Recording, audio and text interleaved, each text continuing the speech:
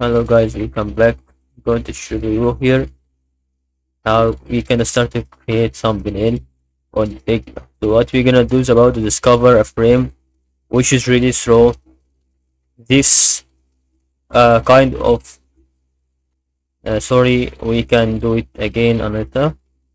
We have to see that it's really about with this kind of window, and this what we're gonna see about to create a thumbnail. We can start right here to go here on the Figma thumbnail. We can start to go with that desktop sync, and starting with the desktop frame we can start to take this and then start to go to click on the frame and add it the dimension, the 2 dimension that should be really mentioned, and this is really how the dimension goes on. You can start to add as usual things, projects, color. You can start to fill it with the color like this and add a text with a certain thing that is really learning and